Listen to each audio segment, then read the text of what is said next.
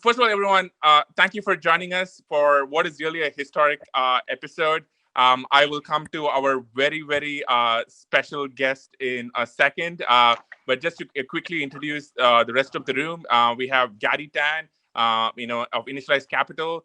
We have my significantly better other half, Arti Ramamurthy, whom Elon you have met when you took us on a tour of SpaceX.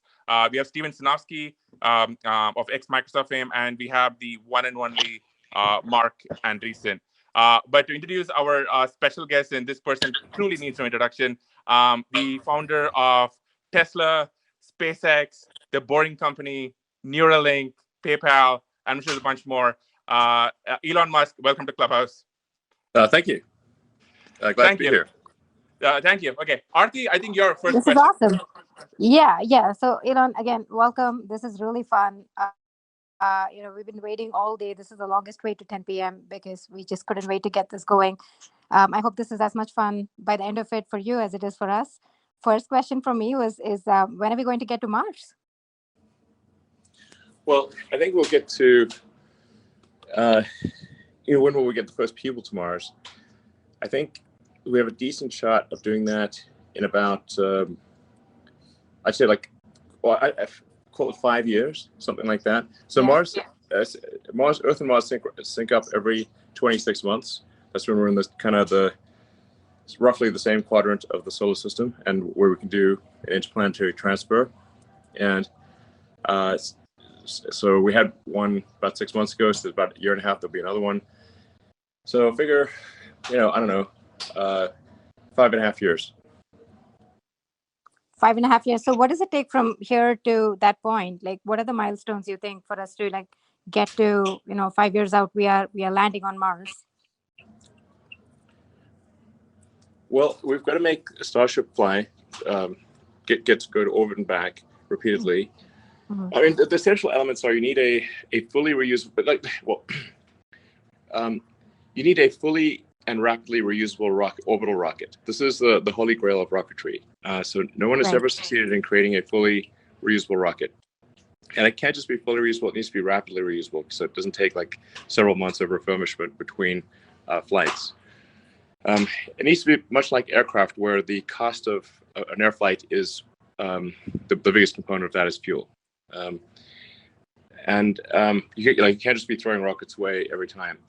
Right. And then you need to have orbital refilling, so where you can send the ship up to orbit, then send another ship up, dock with a transfer propellant, so that you can load up to being almost full with propellant, and then go to Mars.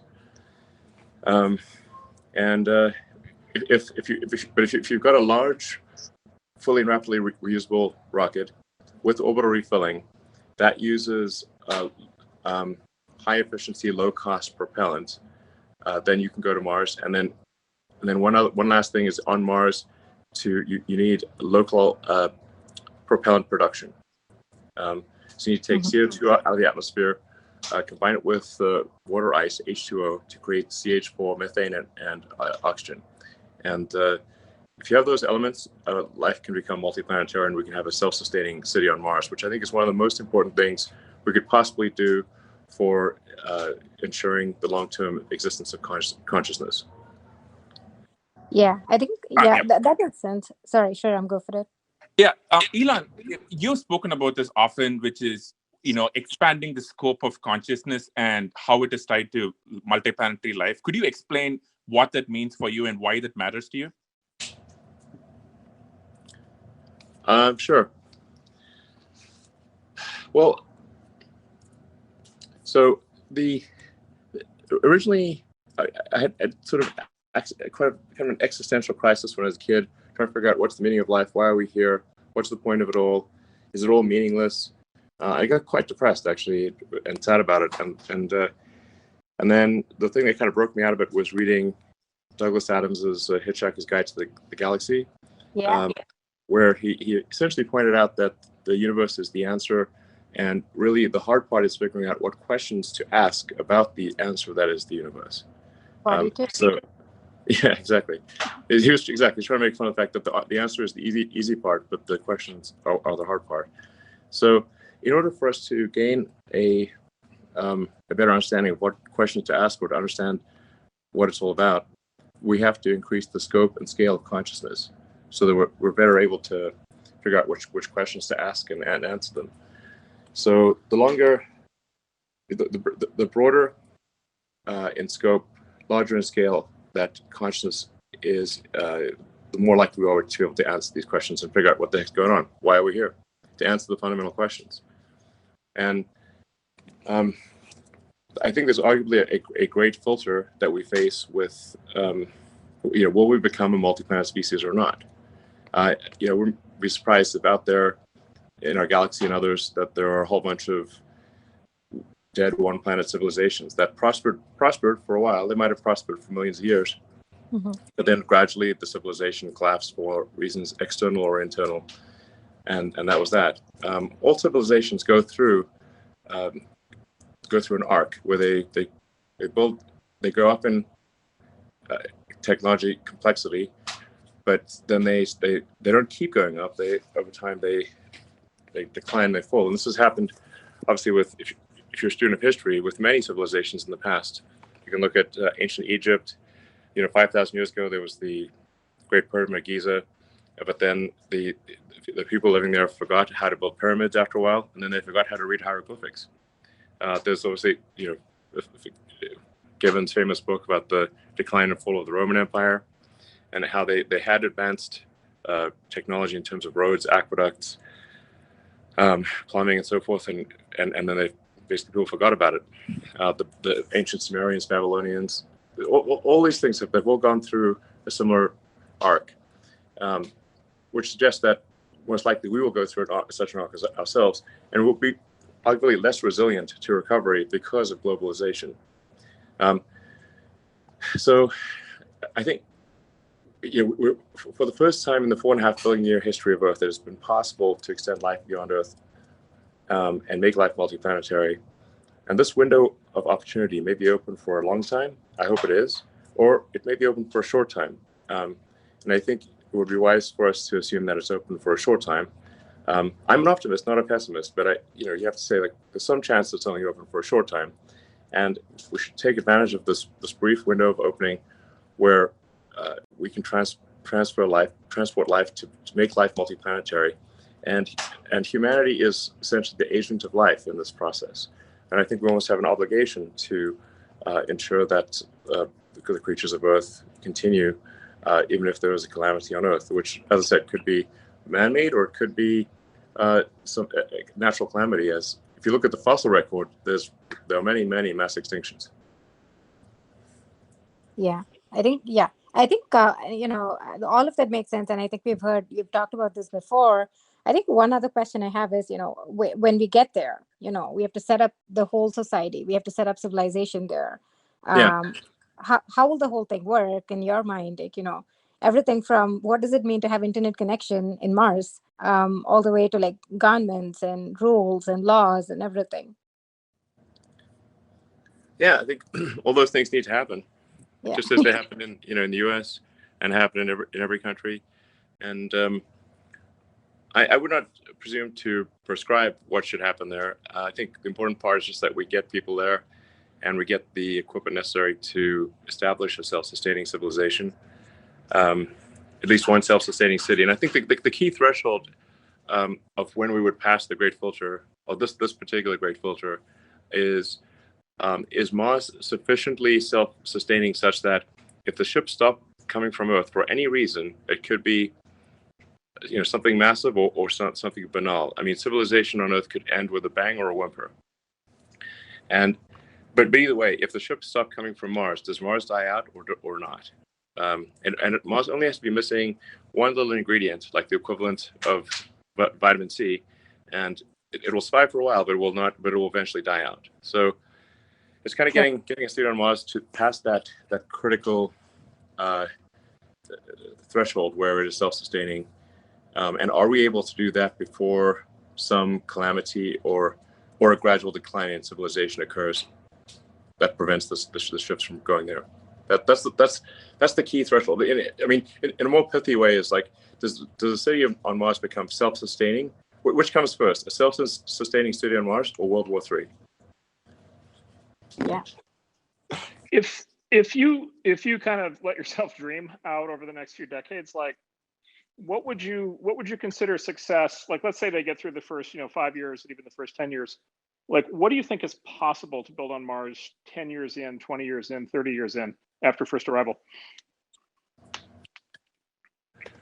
Well, I think Mars will go. Well, let's start off being very, very tiny, just like a tiny little outpost. And by the way, it's going to be very dangerous. Sometimes people think, oh, is this like some escape hatch for rich people? I'm like, no, it will be dangerous, hard work. It's going to be, you're out there on the frontier. There are far more ways to die there than there are on Earth. And a tremendous amount of hard work. But it will be, I think, fun and a great adventure. But it will not be a luxurious thing. That is for sure. Not for quite some time to go. But we've got to build a propellant plant. We've got to build get the solar power going, get the the food production going, start creating the necessities. We need an iron ore refinery. We need all of the sort of fundamentals of industry in order to ensure that Mars is a self-sustaining planet. I mean, over time, like this would take a while, but you could terraform the planet and make it Earth-like, mostly by warming it up.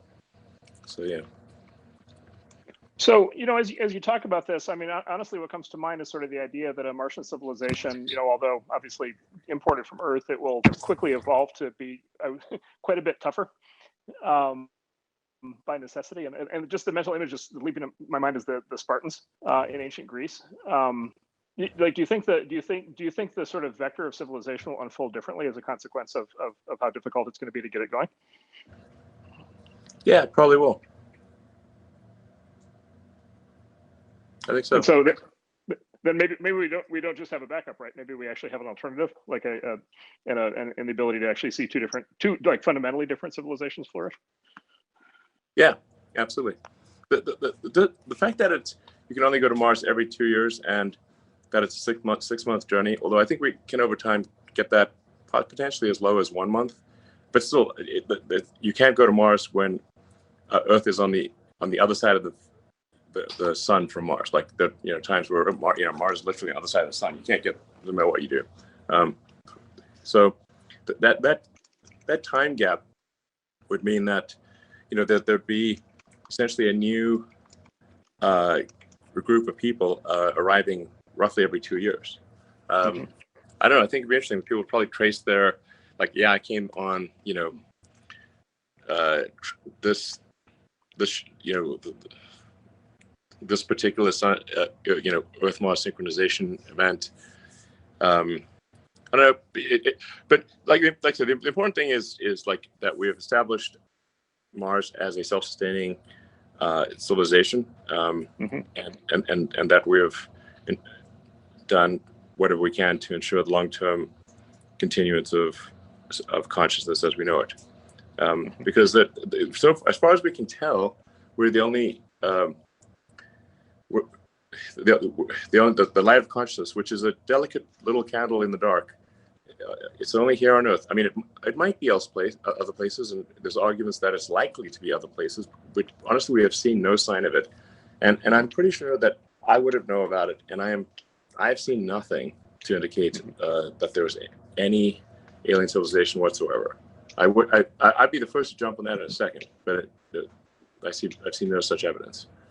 Elon, that's actually something we wanted to ask you about, because in the last year, there's been multiple reported UFO sightings. There was the mysterious object that flew past our solar system.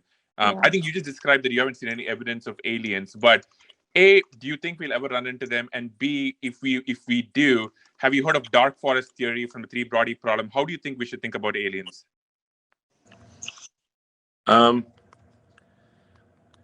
Yeah, I'm trying to be strict in the scientific sense of the word, of saying I've seen not a single piece of conclusive evidence. So that doesn't mean there aren't aliens. I'm just literally saying I've seen nothing that could not be explained by other means, and where the probable explanation by other means is much more likely than as alien technology.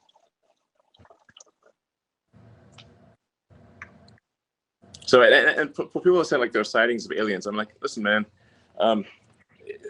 the resolution of the picture needs to be at least like 7-Eleven ATM good, okay?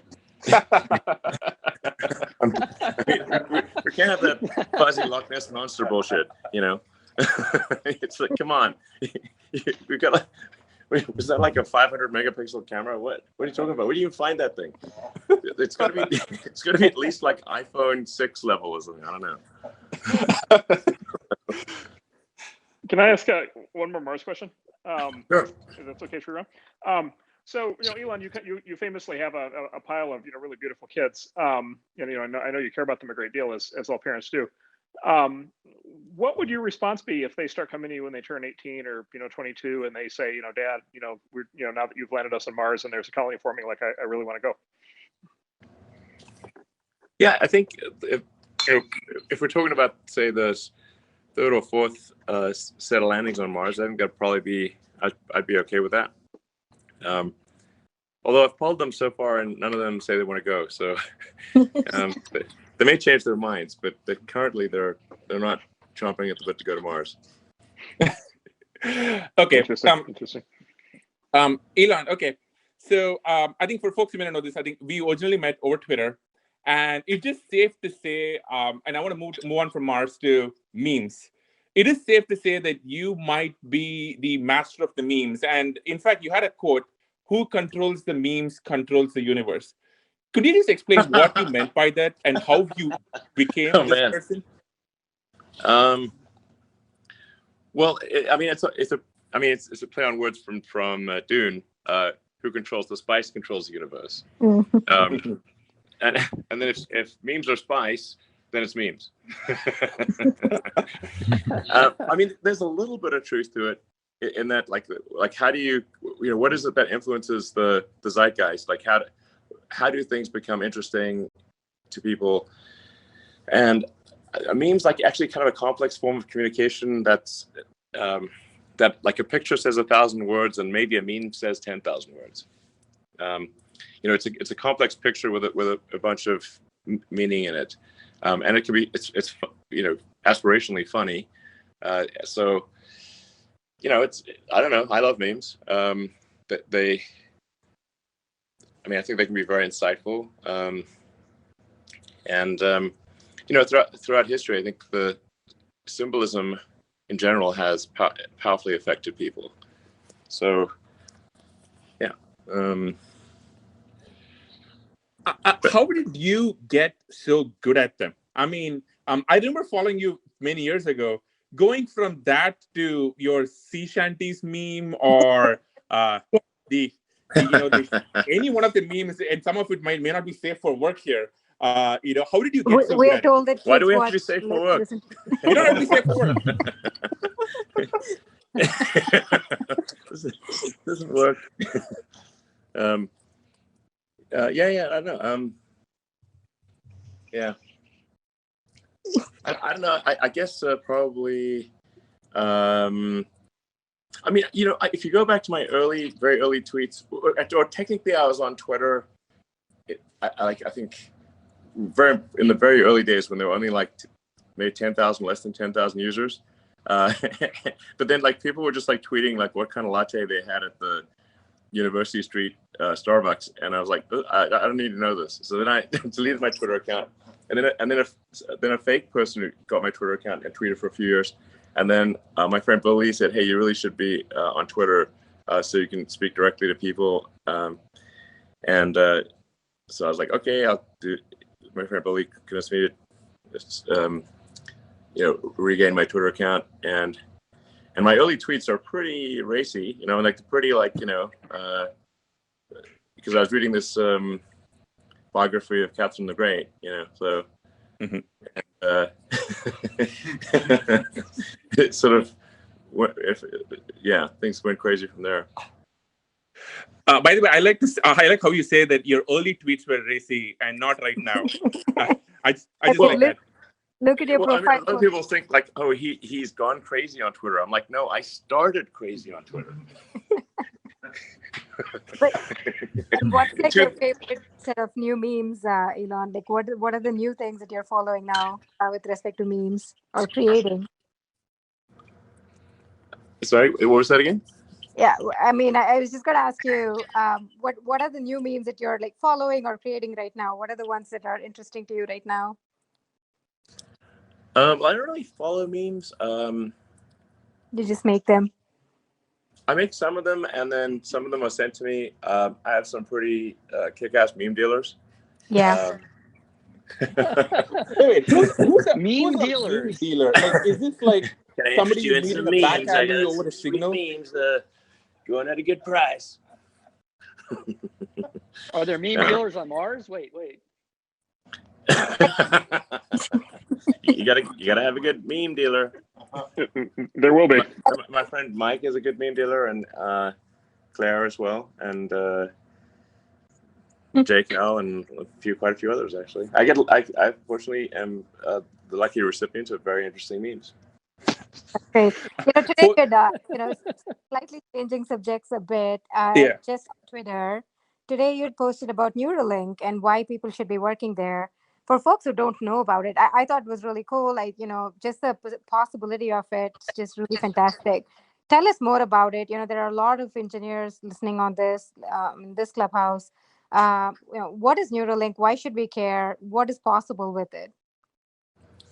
Sure. So, the long term. Okay, so Neuralink stems from a concern I had, where I was trying to figure out, even in a benign AI scenario, how do we at least go along for the ride?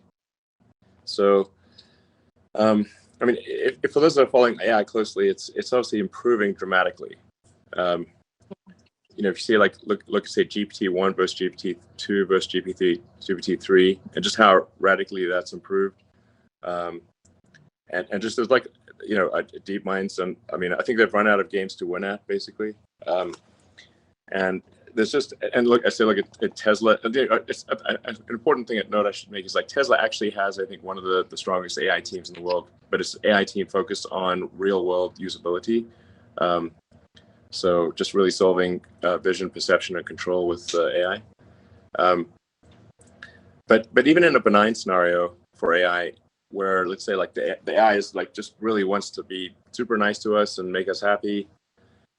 Well, how do we stay relevant and still have meaning and at least go along for the ride?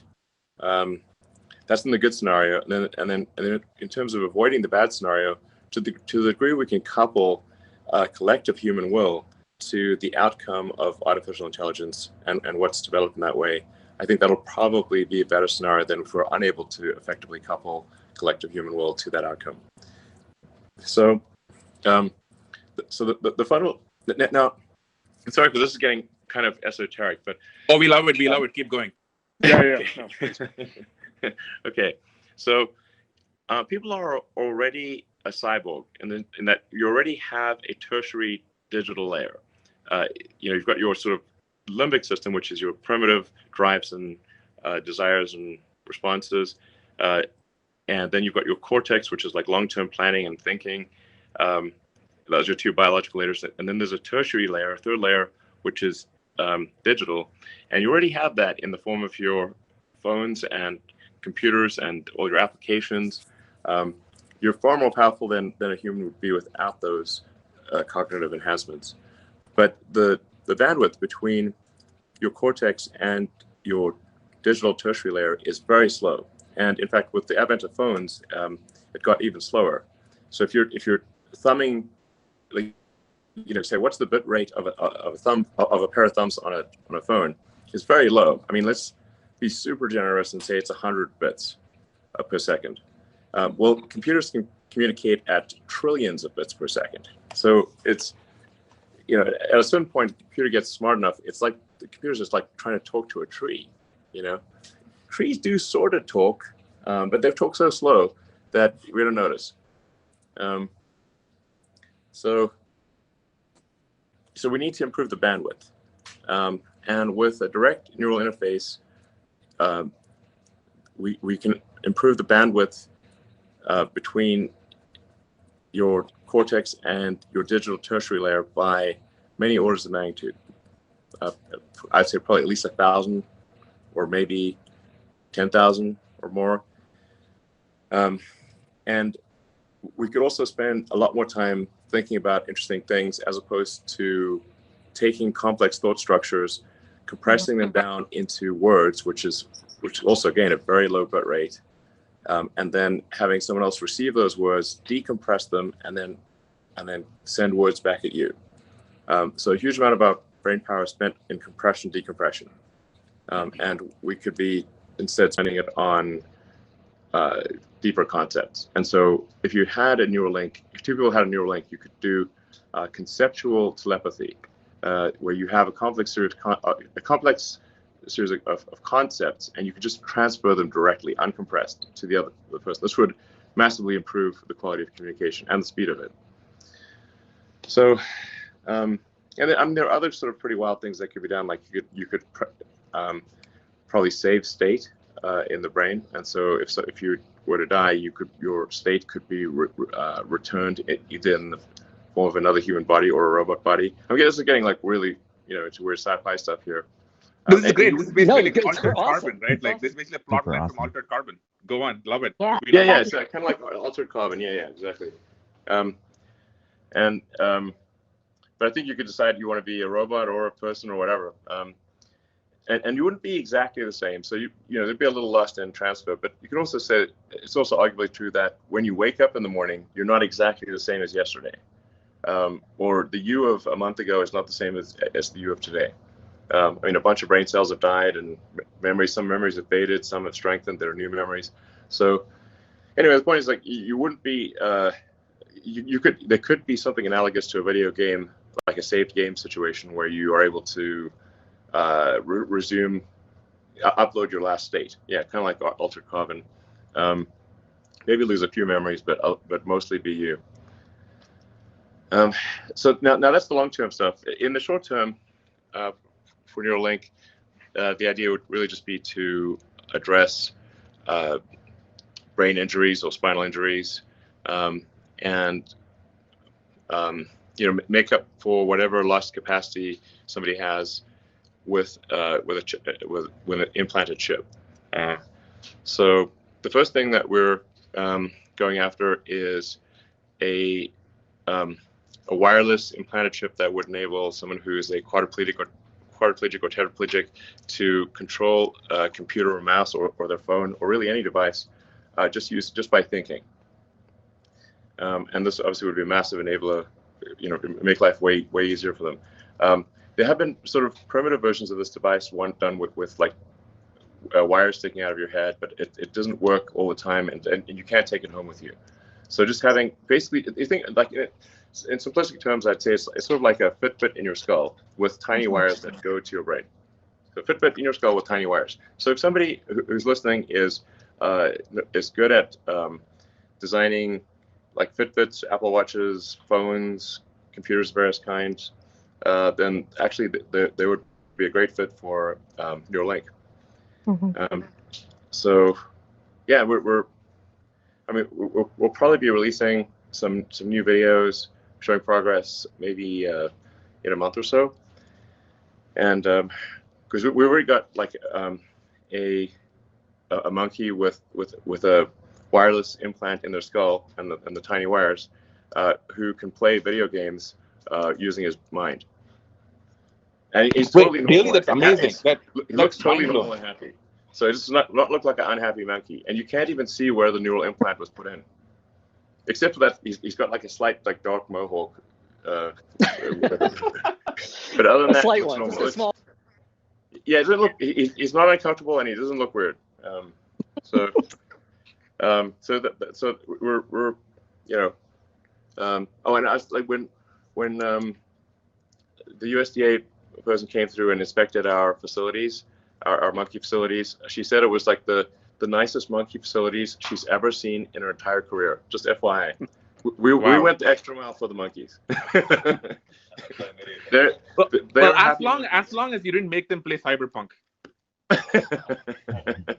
that would be a hell of a trip for a monkey. But one of the things we're trying to figure out is like, can we have the monkeys play mind pong with each other? That would be pretty cool. I have to say the pig demo was really fantastic. That was really cool. Thanks. Yeah. Well, it's a great team at Neuralink and making good progress. And like I said, I want to be clear. Like, the early applications will really just be for people who've had a serious brain injury, like where it's like the value of the implant would be enormous, because obviously the early implants will come with some non-trivial risk, and so it's got to be like, okay, does the good far outweigh the bad, and then that would be a candidate for some of the initial surgeries with full disclosure of like these little risks and everything. And one of the things we're really paying close attention to is the ability to remove the implant. So it's not like, if somebody doesn't want it or it's not working, we can take it out and then we can reimplant another one. So we've tested implantation, removal, and reimplantation, and it works great. Sorry, Mark. Switching top. Yeah, please. So switching topics. So Elon, as I mentioned kids earlier, as it turns out, I have a very bright and inquisitive 5-year-old who is crawling all over everything and trying to figure everything out and learning as much as he can, as fast as he can. Like, what, with everything that we know now and kind of all the modern tools that we have, like, what's the best way to think about educating a 5-year-old in today's world? Sorry, the best way to educate a 5-year-old? Yeah, educate a 5-year-old and then think about kind of his education over the course of the next, 5 or 10 years. Like, what kind of program ideally should you think a kid should be on?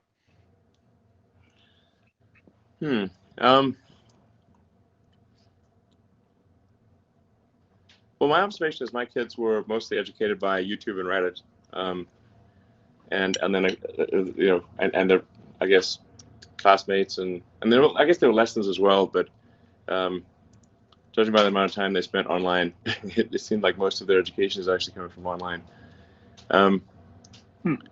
I think generally with education, you want to make it as interesting and exciting as possible. You have to say, like, what are some of the, like, if you see like what are all the things, like, say a good video game does to keep someone engaged and interested. If kids can be super engaged in video games, I think there's a way for them to be super engaged in education as well. Like, one of the things that's, I think, very fundamental is to explain the why of things. Like, so we're teaching you this, but we're going to explain why we're teaching you this and why it is relevant. We've evolved to forget things that are irrelevant or have low relevance probability. It makes sense. Like, otherwise we'd remember all sorts of nonsense things that weren't very important to our future. So unless relevance is established clearly, then people will have a hard time remembering it by its nature, because it appears to be irrelevant. It might be relevant, but if it's not explained to them, they won't know. And then if you want to have some sort of if you're trying to say problem solving, some sort of engaging narrative for the problem solving, like, it's like far better to say, okay, if we're going to teach you how an engine works by taking apart an engine and then putting it back together, and then let's find out what tools are needed in order to take this engine apart and put it back together. It's like, okay, we need screwdrivers and wrenches and Allen keys, and we need a winch, and a bunch of other things, and then you understand the relevance, and it's much more of an interesting problem. This is much better than having, say, a course on wrenches or a course on screwdrivers. You just, like, start with a problem and say, what tools are needed to solve this problem? That establishes relevance and gives a compelling narrative thread. Yeah, it seems like you could kind of, if you had sort of elaborate enough projects, you could roll a huge number of topics into that ultimately kind of combine into a single project with some really actually interesting form of output. Like, for example, building literally building a vehicle or something like that. Yeah, exactly. If you have the narrative thread, or like, why is it all, establish relevance and there's a story to it, and And then you say like, well, if you can't turn that bolt without the wrench. And then like let's see, how can we make this engine better? What do we need to do? Okay, well, let's calculate. If it's a gasoline engine, how do you get to a higher RPM or better compression ratio? I'm using like outdated analogy of engines, but you could say for an electric motor, what steps would you need to take to get higher torque, and pull higher power out of this electric motor? And then you can explain. It's obvious why things like Maxwell's equations become necessary in that situation. Yeah. Yeah. That could be amazing. Go ahead. Yeah. Elon, you would not believe the number of parents and people with kids who have asked us about tonight, and I think there are two questions which are connected. One is, how do kids, if you're having a kid and you want to teach them to become a polymath like you have become, what advice you have for parents? And the next one is, here you are with, so many companies that you have created that I can't even list them off the top of my head. Why doesn't the world have, and this doesn't mean to sound, psychophantic, but why doesn't the world have more Elon Musks? Well, I don't know. I might be getting too much credit here. For me, these things I've done have been because I felt a strong compulsion to do them. So it's not like nobody was pushing me to do it, but it was just like I felt strong compulsion to do them. I wouldn't say there were pretty long sections of my life that have been very painful and difficult, and I'm not sure people would want to do that. There's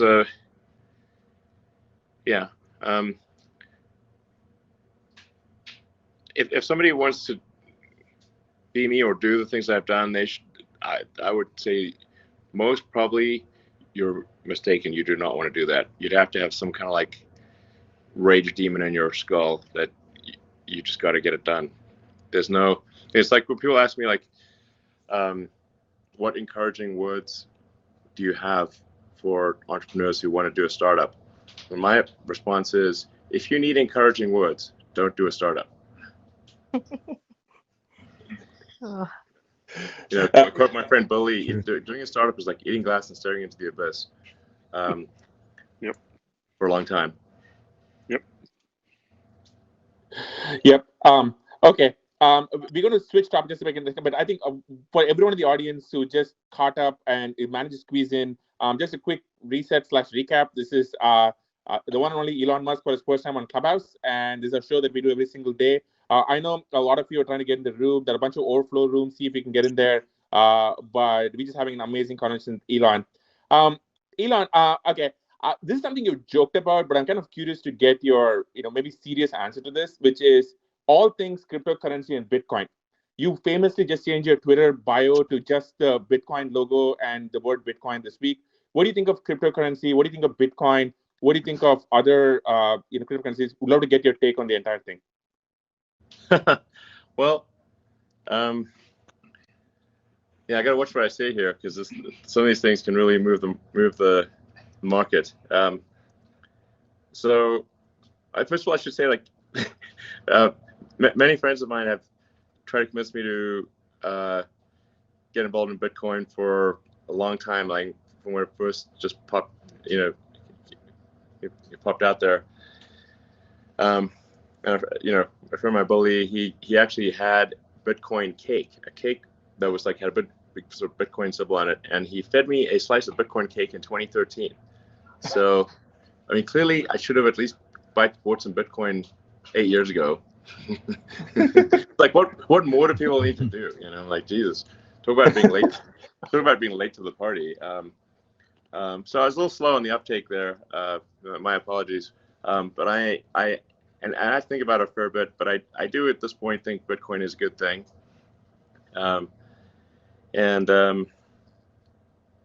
So I am a supporter of Bitcoin.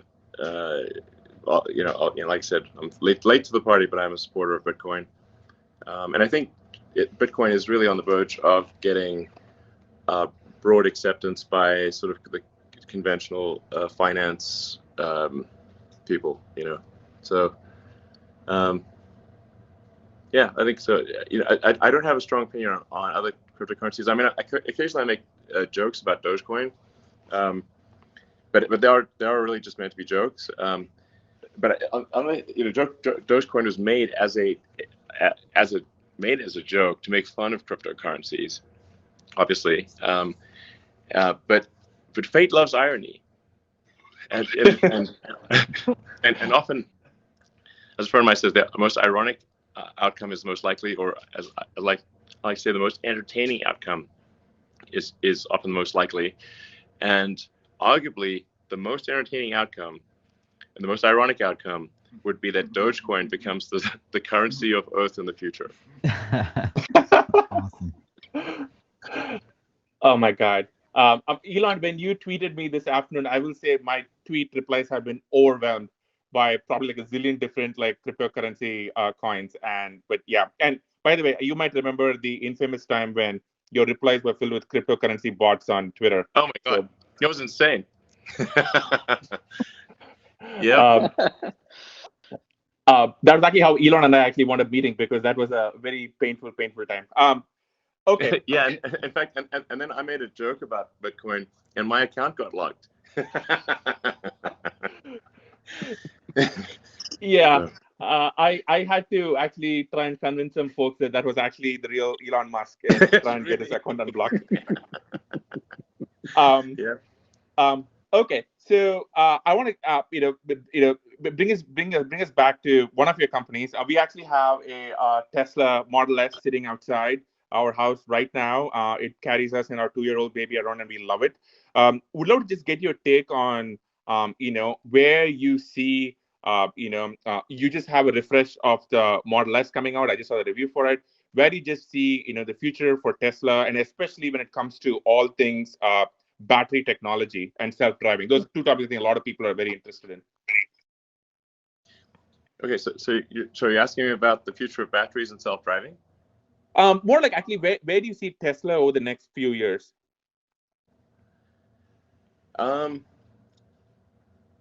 Well, yeah, I mean, I think that, the goal with Tesla is to, and has been from the beginning, is to accelerate the advent of sustainable energy. So in order to do that, we've got to make a lot of cars. We've got to make them increasingly affordable. And our rough target is we want to be able to eventually make 20 million cars a year. And the reason for that is there's 2 billion active cars and trucks on the road. And figure if you're not really moving the needle unless you're changing 1% of the existing fleet. And so that's roughly how we came up with 20 million cars and trucks per year. That's very important to accelerate the advent of sustainable energy. And then, of course, we've got stationary battery packs and solar, which is making a lot of progress on that front. So yeah, we're going to try to grow car production as fast as possible, and that the primary limiting factor there is battery cell production. So we're getting as much as possible from suppliers, and then, but even that is not enough. So we're actually going to be building battery cells ourselves. But it's important to emphasize that to our suppliers who are great, we've got great suppliers, that we're not trying to put them out of business. We want them to increase their rate as well. So Panasonic, LG, and CATL, and then to add, to increase to accelerate sustainable energy further, we're making our own cells, pretty excited about that. And then, anyway, so I think you expect, possibly an acceleration of compounding annual growth. Well, at least aspirationally, that's our goal. And then combine that with autonomy, and it's a very powerful story, because once you have autonomy of self-driving cars, you massively increase the utility of any given car. A typical car is driven about 12 hours a week. You think of like maybe depending on the situation where you live, it's like maybe an hour and a half a day or something like that. Or in LA, it might be 2 hours a day. So roughly 12 hours a week, and there's 168 hours in a week, in a 7-day week. So most likely cars that are autonomous could maybe do a third of the hours in the week or something like that. So maybe they do, I don't know, 60 hours a week of usage instead of 12. So you got basically a 5x increase in asset utilization there, and far less need for parking lots, parking garages, and that kind of thing. So, but this in itself is good for the environment, because you need fewer cars to get the same thing done, and we would need fewer parking garages and places just to keep cars when they're not in use, because they'd just be in use a lot more. So. But the net of like having a lot of cars times automation or times self-driving, I think, is at the heart of why a lot of investors think Tesla is worth what it is. They're giving us a lot of credit for future execution, but I think the trend is there. It's quite positive.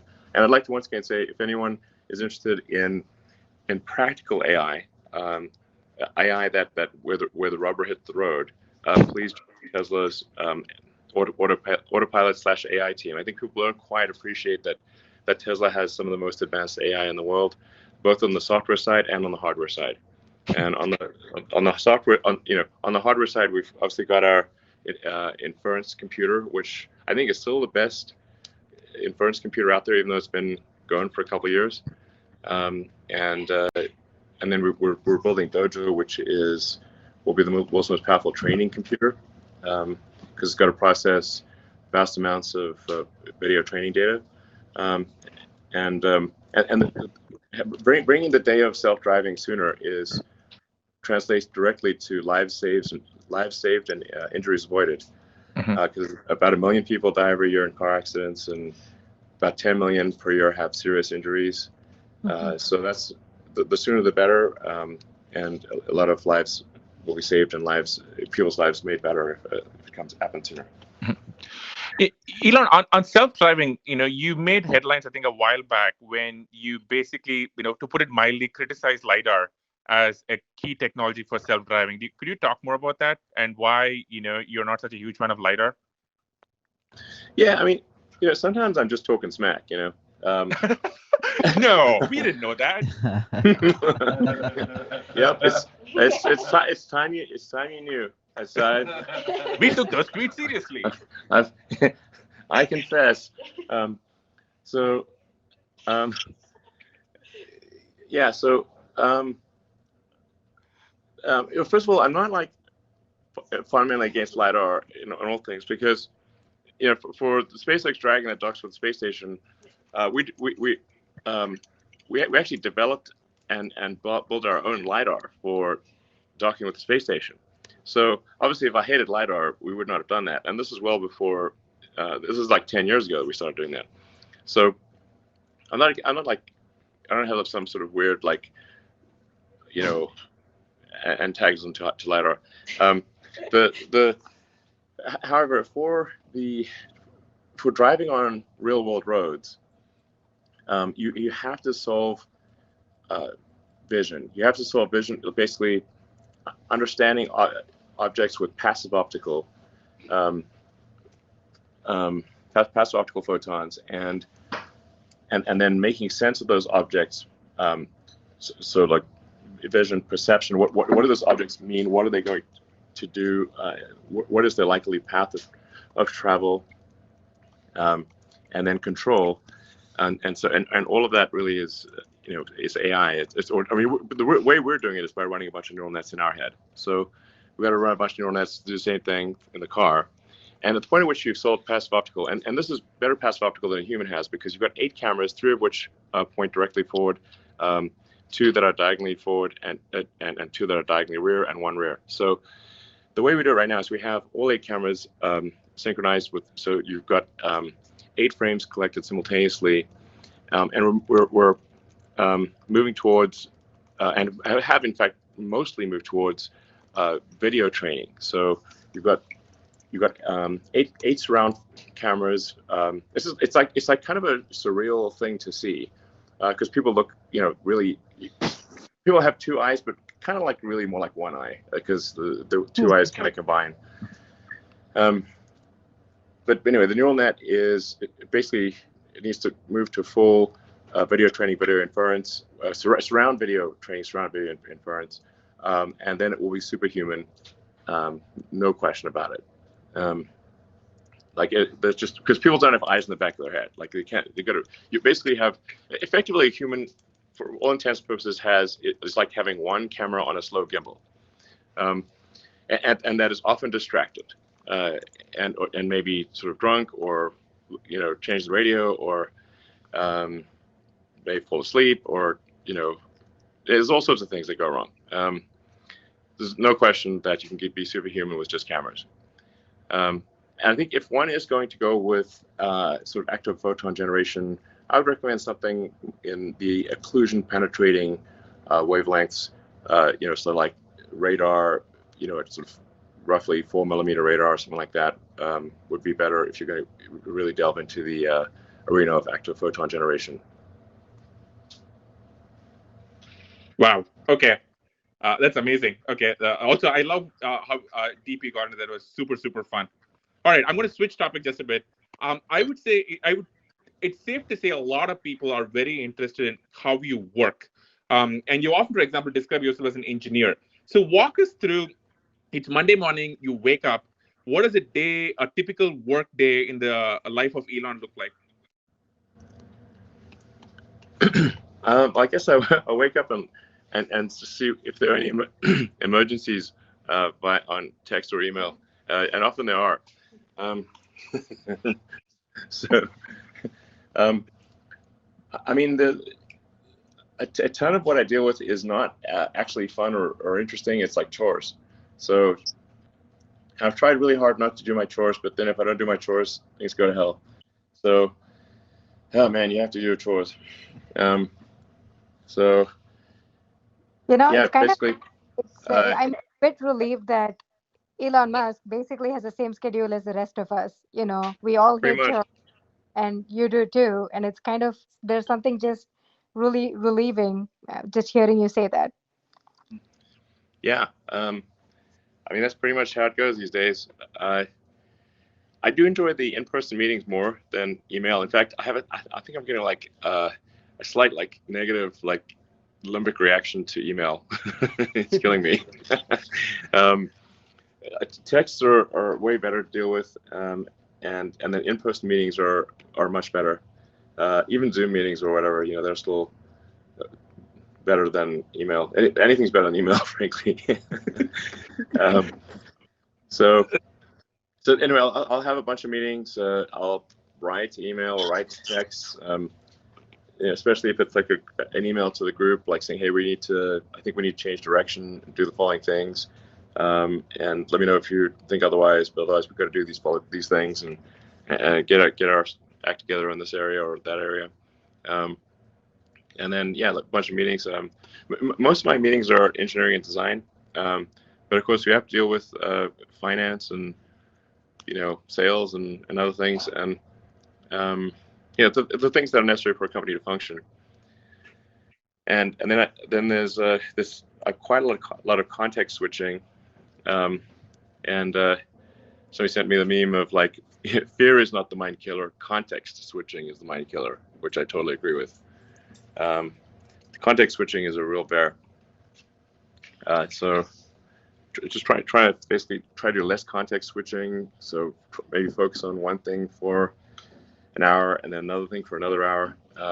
It's really hard to context switch between SpaceX and Tesla and all the things that are going on at SpaceX and Tesla, and then Neuralink, Boring Company, which fortunately pretty low bandwidth. They don't take a high level of CPU load because they're smaller, and there's their personal stuff and of course memes. Gotta that's important. How to schedule them in. Where's my meme? We were expecting a meme by now. You're calling up your meme dealer for your hit of memes. I love it. Exactly. Elon, earlier last year, I spoke to Mark about how he spends his time, and Mark talked about, when he was younger, he used to have large blocks of open time on his calendar. And I think a lot of, well-known founders have large blocks of open time versus scheduled time. Now, you are unique because you have multiple companies you're running. You're also much more of an engineer than traditional CEOs. What does your calendar look like? Are you allocated 30 minutes back to back? You have a lot of open space. How do you handle it? I do not have a lot of open space. It's generally back-to-back meetings, and it's insane. I mean, my days are like insane torrents of information. I mean, sometimes people if you want to like audit what I do for a day, it's insane. I don't recommend it. Yeah. I mean, yeah. I was thinking, like, man, how long can I keep this up? Because I don't want my brain to explode. And it's like the meetings that are scheduled are not like nice to have meetings. They're like, this meeting is essential. Like, okay, it's pretty intense. I was thinking like maybe I should like at some point like take a week off or something, clear my mind. Or like. I know there's like a bunch of people like writing books on Tesla and SpaceX, for example. Like it's pretty hard for them to get it right because they just weren't there. And maybe I should like write some like book of my experiences that has like all the foolish mistakes I've done and like some advice for others that might be helpful. I think so. A book, a documentary. I think I remember once hearing about how do you still sleep on the floor of your factory? I remember you used to at one point in time. I did. I haven't. I only if there's like a crisis situation, and I actually it's like basically when the team is being asked to really work super hard, I got to be right there with them, and they got to see it. Seeing is believing. And so if I'm just sleeping in the middle of the factory floor and, sort of going to sleep at 4 a.m. and like, waking up like 4 hours later and like, they literally see me, they walk past me. It's not like hidden or anything. And it's like, okay, CEO is willing to fucking take that level of pain, then they'll do it too. I was going to say, when you first said you slept in the factory, I figured, there must be like an executive floor or something, and you must have like a couch, and it must be like a nice setup. And then, when I came over to see you that one time, it's like you have your conference room is literally in the middle of the factory, and like the giant. Sure, pardon my swearing, but I have to. The giant fucking robots are like 15 feet away. Yeah. And they're pounding metal, and it's like ear splitting. And your factory is like literally, or your room is like literally right in the middle of them. And then at least I saw your like sleeping bag in the conference room, so I assume that's where you're sleeping. I didn't see any other rooms. Like, yeah, so it's not just sleeping in the middle of the factory. It's like that's intense. Most of the time, I did not sleep in the conference room because people could not see me in the conference room. So I slept on the floor outside the conference room. Because otherwise, how do people know? Yep. Like, they don't know. Seeing's believing. So I mostly just sleep on the floor outside the conference room so they could see that I was there. Yep, that's an even more advanced level. Yeah, that's world of hurt. And I always would wake up and smell like oil and iron filings. it was rough. Yeah, but I was asking people to really go all out, and I can't expect them to go all out if I'm not doing the same thing.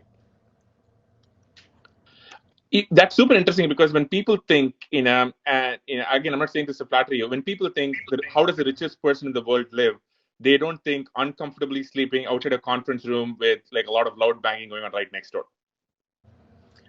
They probably don't, but the people at the factory do. They saw it themselves. I love it. That's what's important, Okay, I love it. Okay, switching topic just a little bit. I think a lot of people, okay, you have your hands full with SpaceX and Tesla, and the Boring Company and Neuralink. If you had to start, if you somehow magically found an extra 5 hours in a day, and you had to start another company or another effort, what would you start? Well, I'm definitely have no plans to start yet another thing. You have all the free time. Man, Look at you. Yeah, my head will definitely explode. It's like that gladiator meme. Are you not entertained enough? Have you not created enough companies? Indeed. I think there are still tremendous opportunities in tunneling. For 5 years, people asked me what do I see opportunities, and I'd say tunneling, and then nobody did anything. So then, actually, initially as a joke, created the Boring Company, and we did like a test tunnel in LA, and then still people didn't believe us, and then so we just did our first operational tunnel in Vegas. But the world really needs tunnels because all major cities have traffic, and tunnels can massively improve people's quality of life by making it easier to travel from one place to another in a city. And then that can be further expanded to long distance travel, where if you just throw a vacuum on the tunnel, then you can go extremely fast, faster than a plane, and faster than a plane or a high-speed rail. So I'd really still recommend, can someone else say, please start a tunneling company? That'd be great. Then there's RNA or mRNA, basically synthetic viruses, which is we've seen put to good effect with BioNTech and Moderna.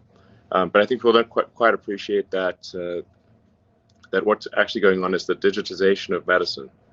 So it's where you can just literally, create an RNA or DNA sequence like a computer program, and then encapsulate that in a you have to multiply it many millions of times, billions of times, and encapsulate that in a lipid shell so it looks like a tasty treat for your cells, and you can literally do anything. This is absolutely the future of medicine. When I say it, you could probably figure out how to turn someone into a literal butterfly. Okay,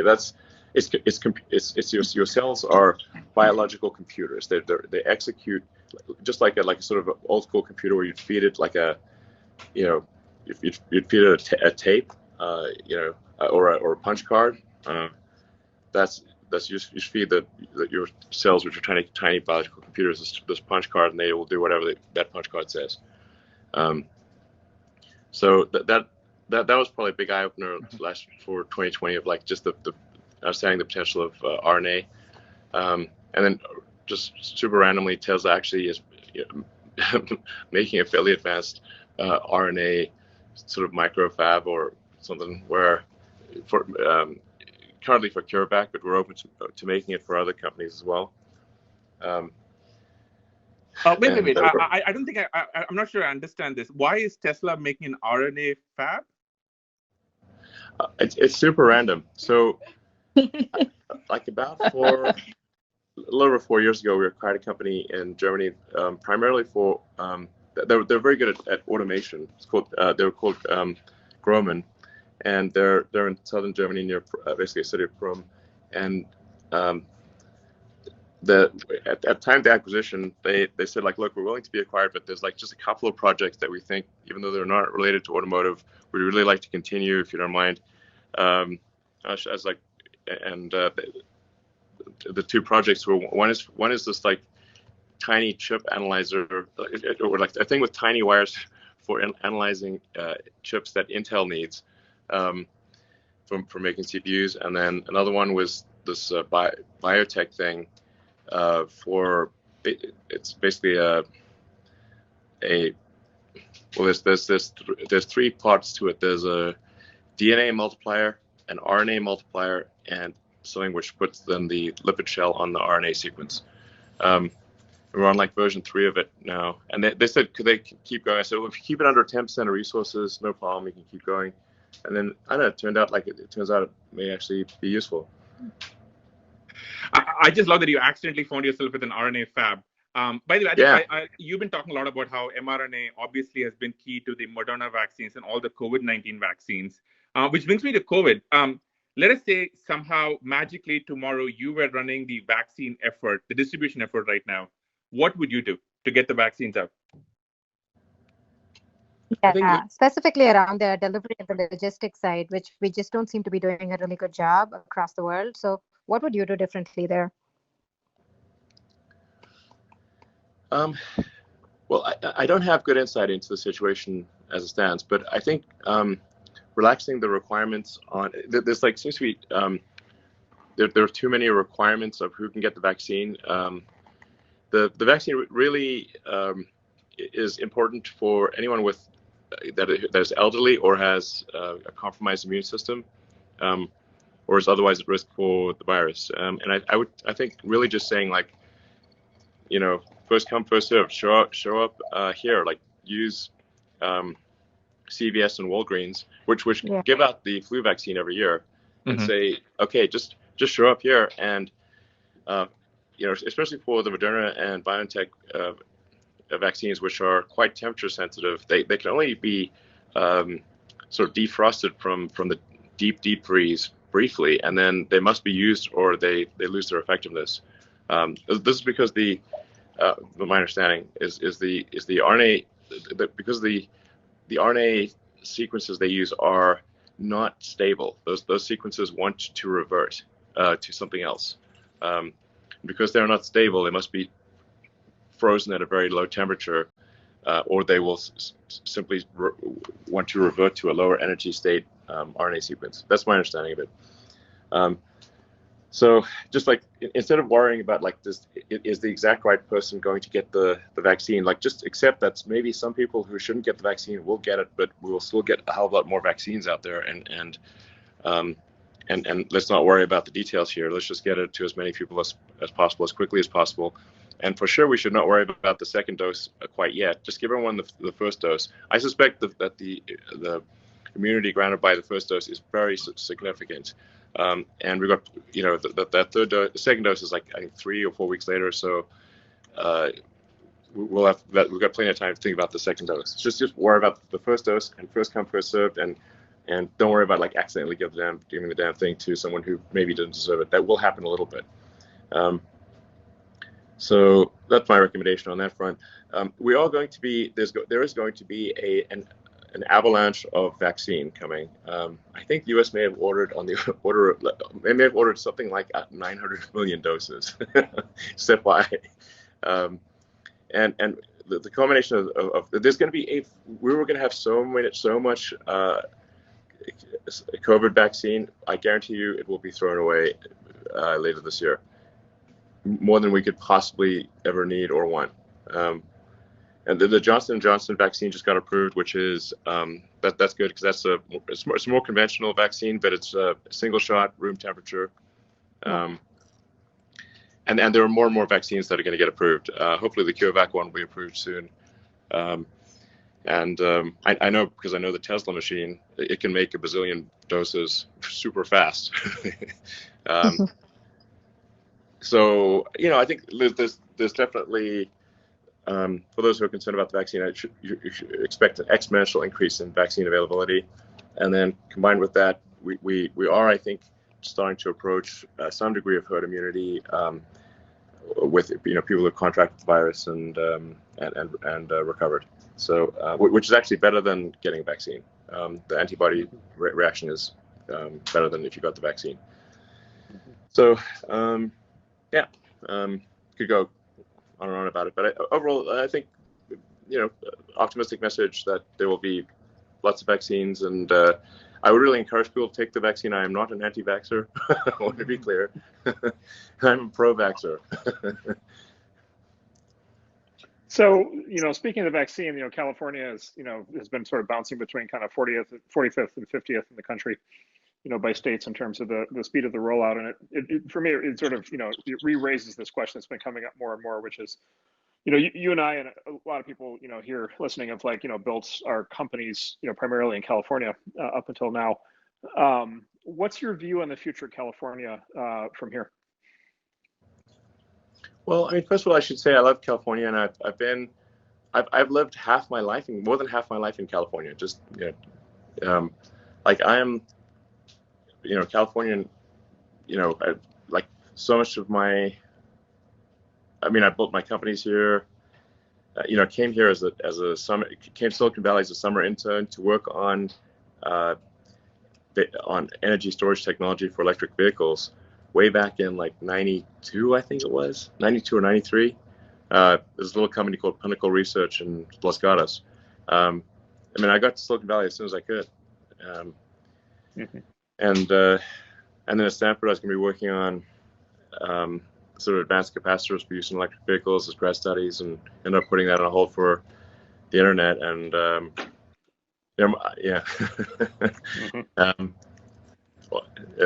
try to get a job at Netscape, by the way. So I have heard that story indirectly. I would actually like for you to tell it so that I can learn what mistake I made. Okay, well, first of all, I wouldn't say I did a very good job of trying to get a job at Netscape, but I was convinced that the internet would be the future. Essentially, the humanity communicated by osmosis until then, but with the internet, it would be like humanity acquiring a nervous system and becoming much more of a superorganism. And so I was like, okay, well, I could do a PhD at Stanford on sort of advanced capacitors for use in electric vehicles, which may or may not be successful. Like I could get the PhD, but would it be useful or not? Uncertain. Or I could be part of building the internet, which was so it's either like do the PhD and watch the internet get built right in front of me, or put grad studies on hold and try to help build the internet in some way. And you're basically the only internet company. So I sent my resume and I was like, didn't get any feedback. And then I tried hanging out in the lobby, but I was too shy to speak to anyone. And I was like, man, what a charlatan I am sitting in this lobby. Oh, wow. And then I just started writing software myself because I was like, okay, well, I'll just write software myself. And I actually wrote the first maps and directions on the internet. I'm not sure how many people are aware of that, but the first maps, directions, yellow pages, and white pages. I wrote it personally. It was just me and my computer. And when we started our first company, we only had one computer. So the website only worked during the day because I was coding at night, and then the server ran during the day.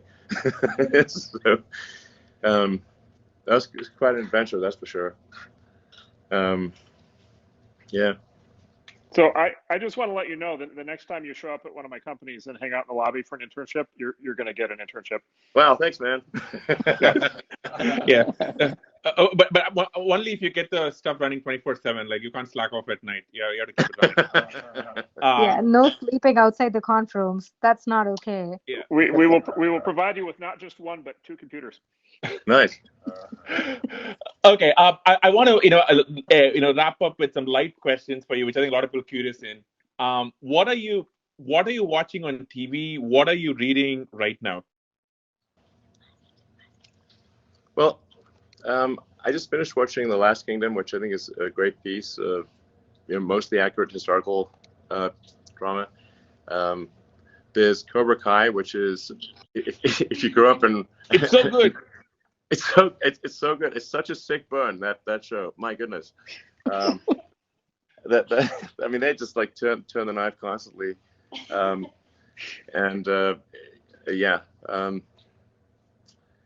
Let's see, what else have we been watching? What do you if I can break it? What do you think of The Expanse? Maybe I should start watching that. I think there were like some sort of like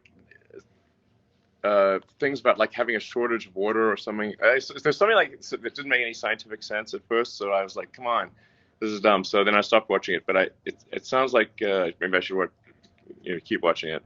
I need to watch something on the treadmill, otherwise I won't work out because I hate working out. Yeah, I think you'll find. I think season 4 now. I think you'll find it's apparently. I think you'll know more than I will, but the sort of most accurate representation of what actual like interplanetary travel would be like. Once it's sort of made routine. And by the way, the politics that flow, right? And so it sort of sets up a 3-way battle between basically Earth and Mars, and then the asteroid belt, and kind of gets into all the. It's entirely possible in the future. I would say that would be a good outcome because it means that humanity's actually made it out there, as long as they don't annihilate each other. Besides the Expanse, what do you recommend?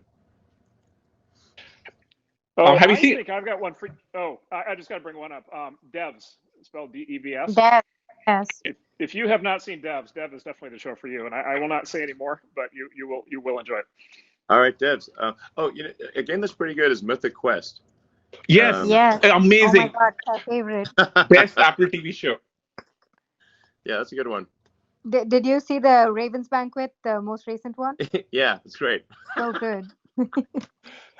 Have you seen Tenet yet? The new Christopher Nolan movie? Yes, it's pretty good. Wow. Okay. And did you understand Tenet? Well, I think if you think too hard about Tenet, it's not going to make maybe complete sense. But I enjoyed the movie. It's funny Okay. because that's kind of what Nolan said too in one of the interviews. He said, just don't like go deep into it. Just enjoy it for the movie. And 4 hours like later, I emerged from Reddit being like, I still don't like entirely get it. So I should have just paid, just skimmed through it and just watched it for the fun of it. Yeah, exactly. Okay, Elon. I think we don't want to take up too much of your time. This has been amazing. You've pretty much broken Clubhouse. There are probably about like over a dozen, maybe more overflow rooms, and I see so many Twitter trends right now. You've been so generous. For all your listeners here and on Twitter, you've been asking for people to join Neuralink. You've been asking people to join Tesla. Do you have any final thoughts for everybody who's listening to you right now? Well, do you want to hear the real story from Vlad from Robinhood about what happened this week with GameStop?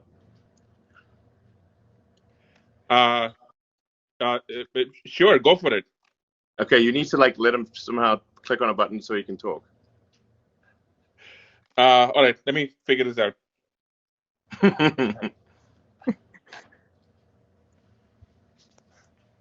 While we're figuring it out, Elon, why don't you talk to us about Hitchhiker's Guide to the Galaxy, since you mentioned that right at the beginning? Yeah, Hitchhiker's Guide to the Galaxy by Douglas Adams is in fact a book of philosophy disguised as a silly humor book. And if you read it from the standpoint of, wow, this is an interesting book of philosophy, it's quite insightful. As mentioned, he really hits on the point of the answer is easy once you can properly formulate the question. I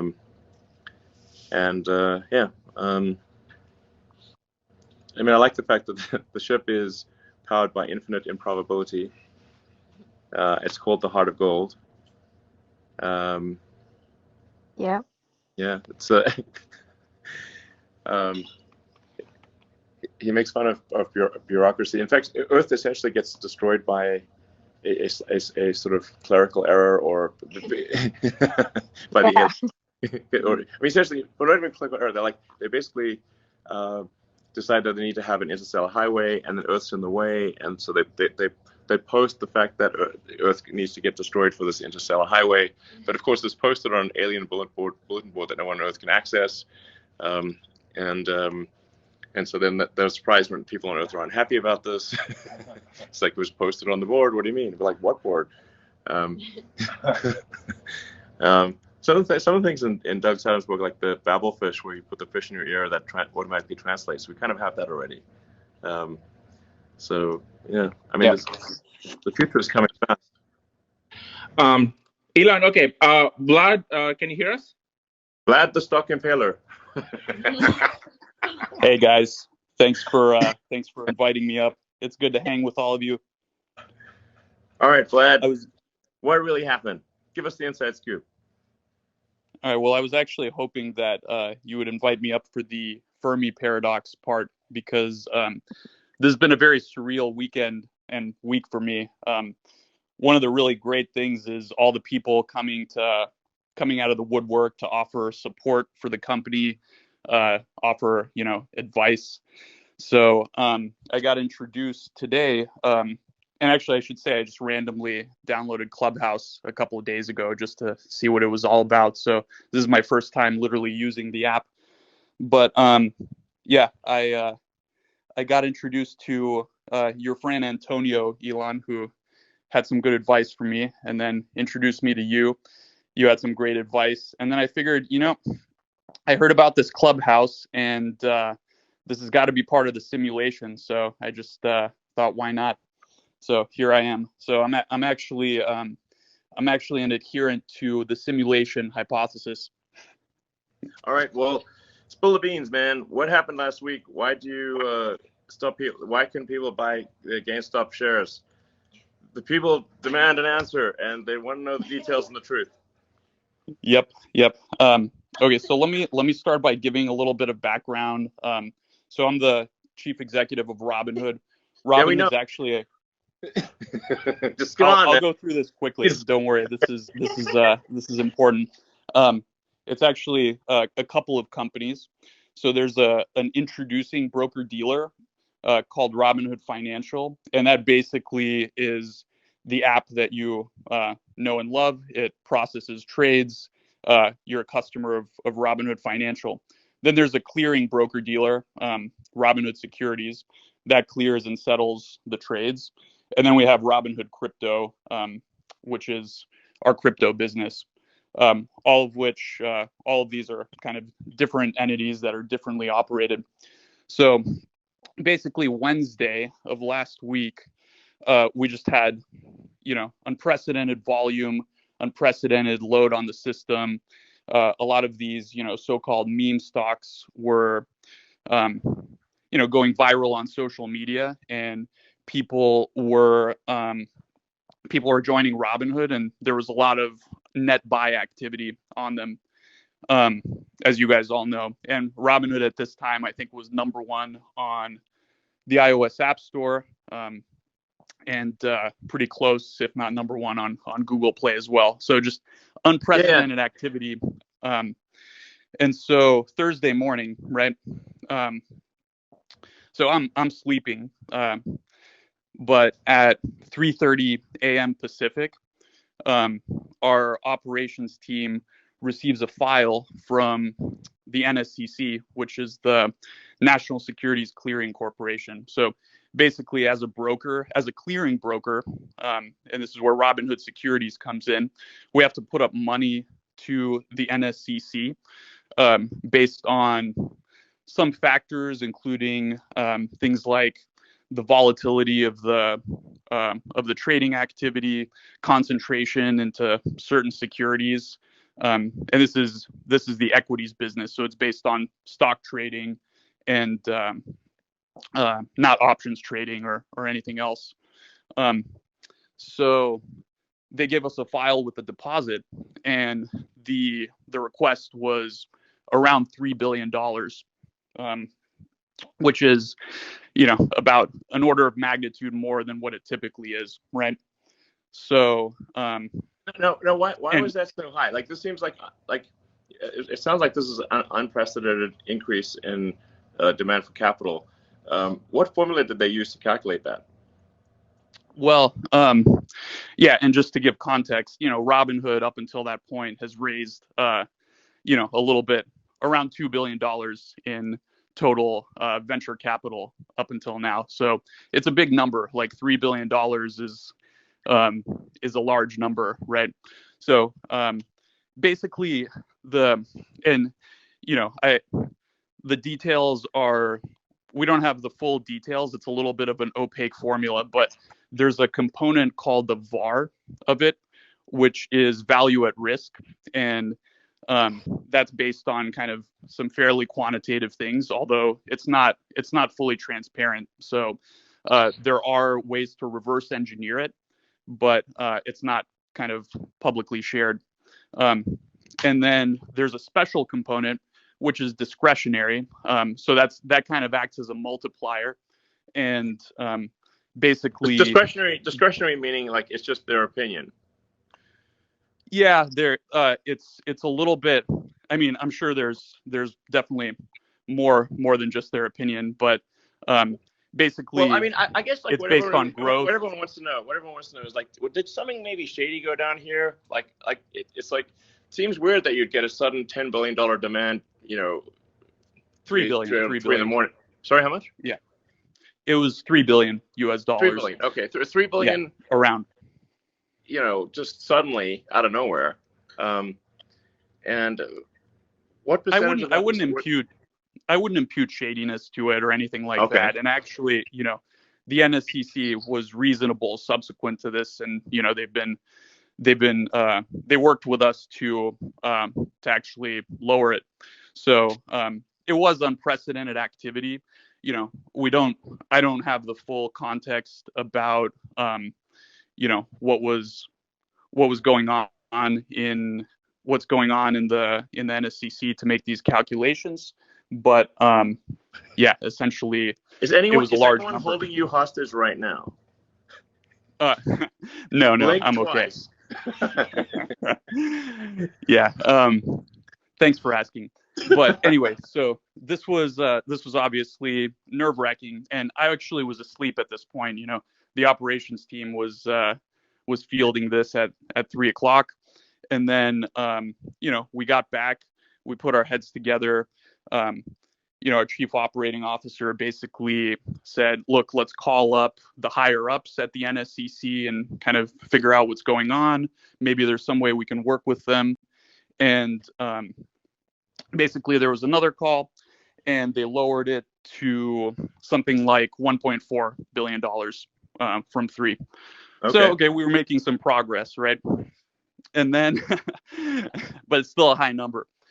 And then we basically proposed, well, let's explain how we plan to, let's explain how, we'll manage risk in these symbols throughout the day. We proposed marking these volatile stocks that were kind of driving the activity, position closing only.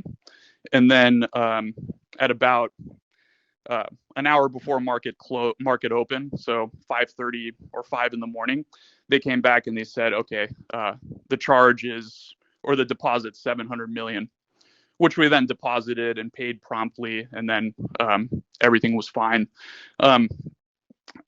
So that essentially explains why we had to mark these symbols position closing only, and also why we knew this was a bad outcome for customers.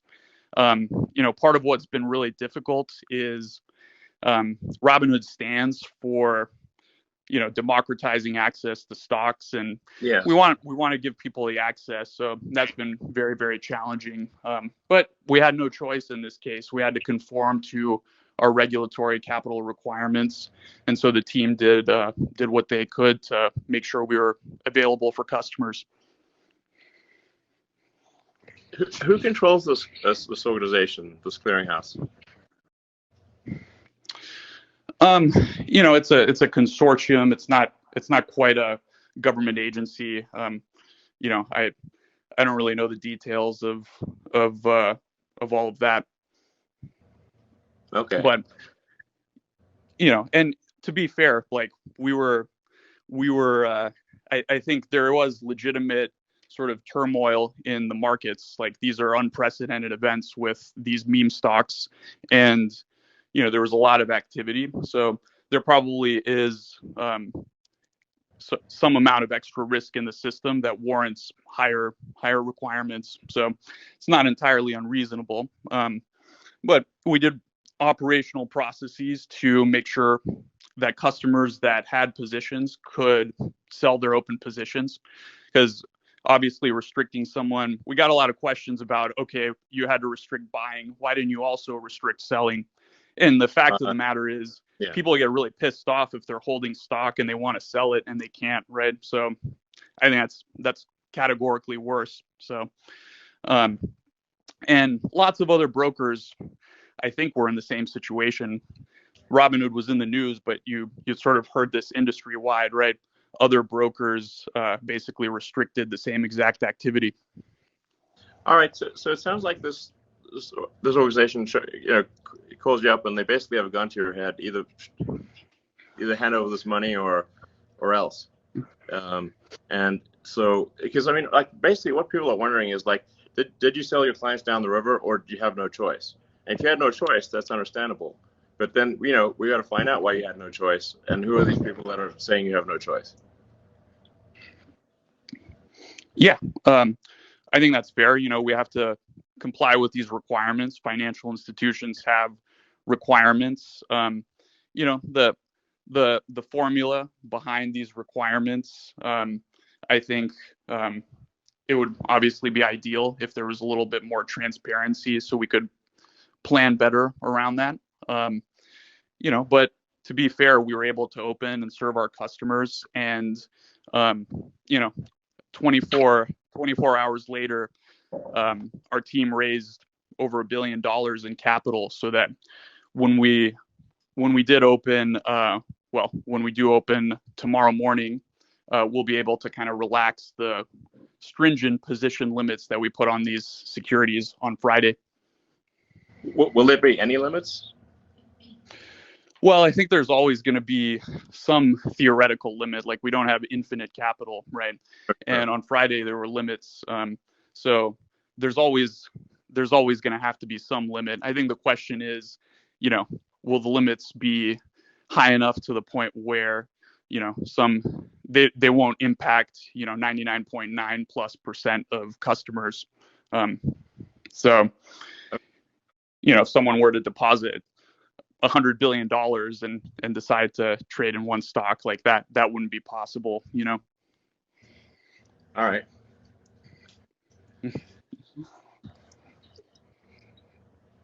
All right. Well, I guess people really just want to know, if you had no choice, then you had no choice. It's gun to head situation, and then that's understandable. But then whoever put that gun to your head should, be willing to answer to the public.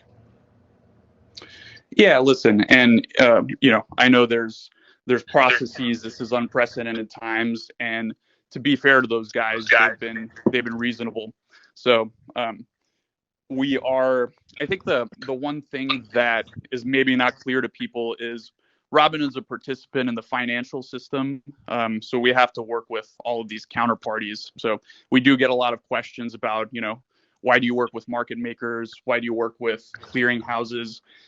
Vertically integrating and getting, it's hard enough to build introducing and a clearing broker dealer. Not too many people have done that, but the financial system that allows customers to trade shares is sort of a complex web of multiple parties, and it's hard to. I think everyone says, oh, it could be better, it could be improved. It's just the necessity of trading equities in the U.S. that you have to do all these things. To what degree are you beholden to Citadel? Like basically, if Citadel's unhappy, then what happens? Yeah, so that there was a rumor that Citadel or other market makers kind of pressured us into doing this, and that's just false, right? Market makers execute our trades. They execute trades of every broker dealer. This was a clearinghouse. This was a clearinghouse decision, and it was just based on the capital requirements. So, from our perspective, Citadel and other market makers weren't involved in that. But wouldn't they have a strong say in who got put in charge of that organization, since it's an industry consortium, not a government consortium, or not a government regulatory agency? I don't have any reason to believe that. I think that's just like, then you're getting into kind of the conspiracy theories a little bit. So I just have no reason to believe that that's the case, Okay. All right. Well, I guess we'll see what happens with future actions. Hopefully that was insightful, or at least a little bit entertaining. Are you not entertained? Yeah. Okay. Well, I don't know what to say. First of all, Vlad, thank you so much for jumping on. I know it's pretty late, and thank you so much. Deeply, I deeply appreciate it, and I'm sure everyone in the audience here and watching elsewhere deeply appreciate it. So thank you so much. We really appreciate this. I'm going to wrap this up. Elon, what can I say? Thank you so much. I hope you had a fun time for your first time on Clubhouse. Did you have fun? Yeah, it's great. This is awesome. I didn't even know it existed a week ago, so it seems cool. Awesome. So would you come back? Yeah. All right. Okay. Well, thank you so much. And also thank you everyone for listening in. I know we went way over, Elon. Elon, every time we do this show, we try and pick a song that fits the person we're interviewing. So I'm going to play us out of the show with a song that I think you might like. Gary, hit it.